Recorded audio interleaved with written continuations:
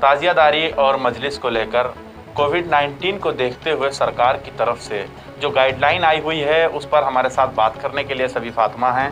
सबी फातिमा जी, आपका स्वागत हमारे न्यूज़ 77 में। शुक्रिया कि आपने मेरी आवाज़ को आवाम तक पहुंचाने का माध्यम बनाया। मैं शुक्रगुजार हूं मौला हुसैन और उनकी माँ आपको इसका जज़ा दें, जज़ाए खैर दें। पहला सवाल हमारा है कि जिस तरीके से सरकार की तरफ से गाइडलाइन आई हुई है कि आप ताज़िया बाहर नहीं कर, सदियों से चलता आ रहा है, लेकिन अभी फ़िलहाल में कोविड-19 को देखते हुए कहा गया है कि आप भीड़ नहीं जमा कर सकते और ताज़िया बाहर नहीं निकाल सकते, काफ़िला नहीं निकाल सकते, ना मजलिस कर सकते हैं, तो इस पर आप क्या कहें? देखिए, ये खुल्लम खुल्ला हमारे ऊपर ज़्यादती है।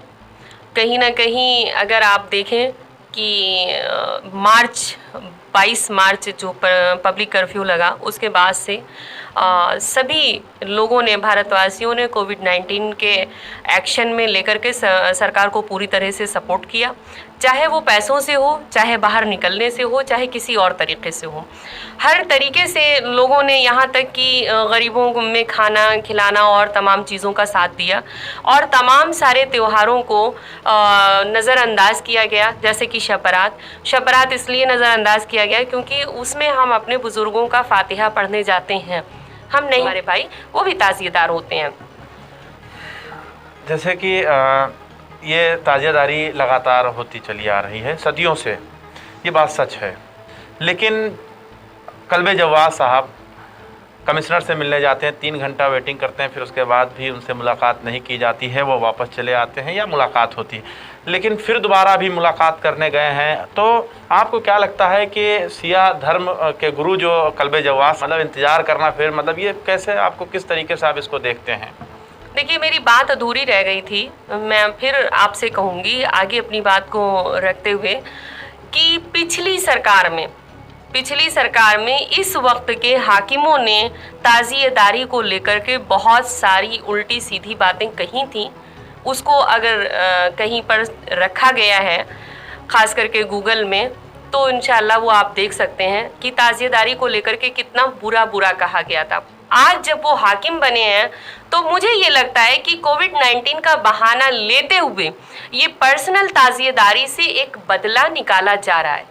इसकी मैं वजाहत भी कर दूं कि बदला क्यों निकाला जा रहा है। शराब के ठेकों को खोल दिया गया, जहां पर अथाह भीड़ लगा दी गई, अथाह भीड़, और यहाँ तक कि जो सोशल मीडिया में वीडियो वायरल हुए हैं उसमें आप बहुत अच्छी तरीके से देख सकते हैं कि चालान काटने वालों ने भी उनको सपोर्ट किया है, शराब की बोतलें ला के दी हैं। मेरे पास खुद वीडियो उसकी मौजूद हैं।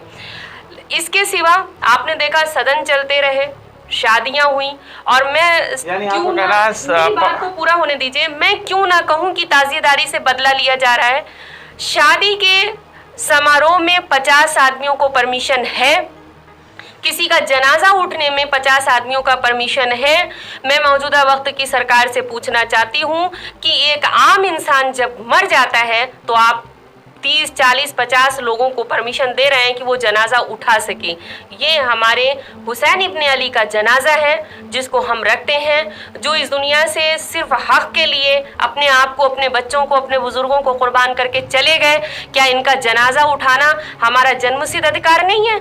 क्या हमारा हक नहीं है? हमारे राइट्स को छीनने का जो ये षड्यंत्र रचा जा रहा है, मैं सियासत पे के बैठे हाकिमों से बदस्ते अदब गुजारिश करती हूँ कि लिल्लाह हमारे जज्बात से न खेलें। रही बात मौलाना कल्बे जवाद साहब की, तो पिछली सरकारों में आपने देखा है कि मुख्यमंत्री हमारे मौलाना साहब के घर आकर के उनसे मुलाकात किया करते थे।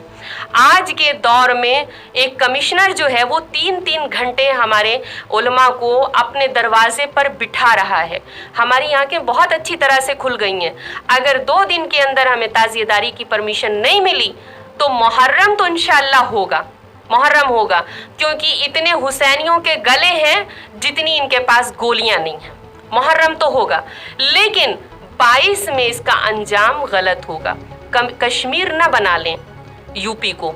ये कश्मीर नहीं है कि जहां आज़ादारी में लोग अलम लेके निकलते थे और उनके ऊपर पत्थर चलाए जाते थे, आंसू गैस फेंकी जाती थी।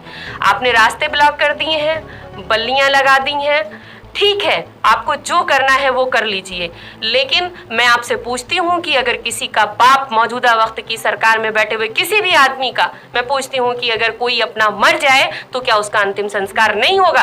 अगर अंतिम संस्कार करना हमारा कर्तव्य है तो हमको अपने हुसैन का ताजिया उठाना भी हमारा हक है, हमारी जिम्मेदारी है और हम उसे करेंगे।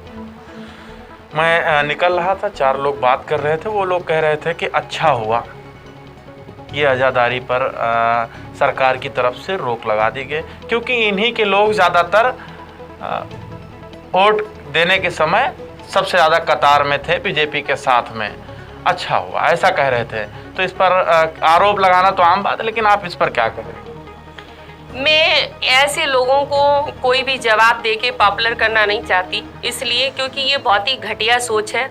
अगर कहा जाए कि मेरे लोग जो हैं वो इस सरकार को वोट देते हैं, तो मैं पूछती हूँ न जाने कितने ब्राह्मण कांग्रेस के अंदर मौजूद हैं, कितने ब्राह्मण समाजवादी पार्टी में मौजूद हैं। ये कोई मुद्दा नहीं है, ये हम वोटिंग हमारा अपना एक राइट्स है, हम जिसे चाहते हैं देते हैं। ये सच बात है कि मेरे ख्यालात के हिसाब से शिया समुदाय बीजेपी को लखनऊ के अंदर कुछ ज़्यादा ही, लखनऊ के अंदर क्या आप देखिए कि ऐसे ही थोड़ी बहुमत से ज़्यादा सीटें हैं भाई, जाहिर सी बात है, या तो चोरी की गई या हमारा वोट मिला, तो इसमें तो दो राय नहीं है। लेकिन जो पिछले इलेक्शन के टाइम में जो पिछला दौर चल रहा था सरकार का, उसमें हमको इतनी समस्याएं नहीं थी, उसी के अंतर्गत हमने वोटिंग करी। जबकि शहनवाज हुसैन, मुख्तार अब्बास नकवी, वसीम रिजवी जैसे लोग मतलब मौजूद हैं, फिर भी आप लोग को इतना दिक्कत? देखिए, मैं इस मामले में सरकार को बुरा नहीं कहूंगी। मैं शहनवाज हुसैन, मुख्तार अब्बास नकवी और ख़ास करके ये जो दल्ले बैठे हुए हैं, जिनको सरकार ने अपनी कम्युनिटी को पास लाने के लिए माध्यम बनाया है कि तुम अपने लोगों में एक अच्छा मेरा ख्याल बनाओ, अच्छे ख्यालात उनके दिल में डालो ताकि वो मेरे लिए वोटिंग करें। इन्होंने ही ये जब जाते हैं सरकार में तो ये खुद अपने ही आपको बदल देते हैं, अपना जेंडर ही चेंज कर देते हैं।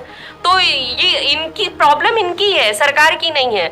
मैं तो तख्त पे बैठे हुए उस वक्त के जो सन 61 हिजरी में कत्ले हुसैन हो रहा था और लोग चुपचाप बैठे हुए थे, मैं उनमें से समझती हूँ कि आज इनके पास आवाज़ नहीं है कि मेरे लिए हुसैन बड़े हैं या ये सारी चीज़ें हैं। अभी बात करिए तो ये खुद ही समझाने लगते हैं कि नहीं कोविड-19 है। कोविड-19 सबके लिए है ना, कोविड-19 आस्थाओं से क्यों खेल रहा है और वो फिर किसी एक की आस्था से क्यों खेल रहा है?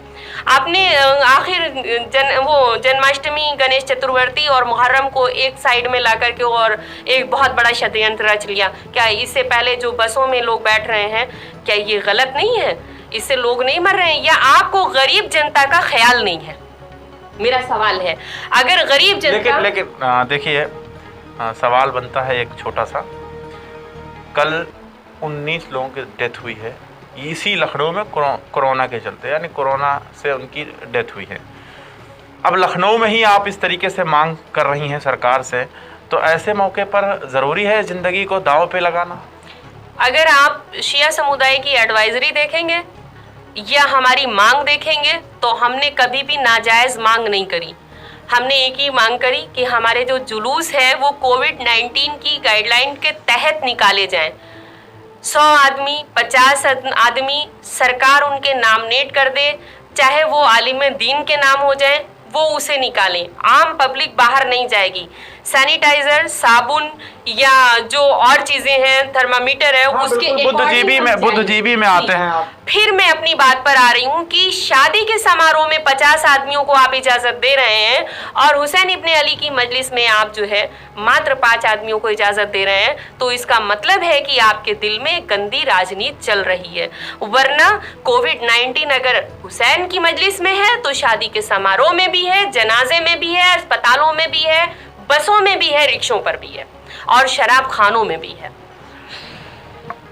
ये थी हमारे साथ सबी फातिमा, जो अपनी बात को बेबाकी से हमारे चैनल के माध्यम से आप तक पहुंचा रही थी। न्यूज़ 77 के लिए लखनऊ से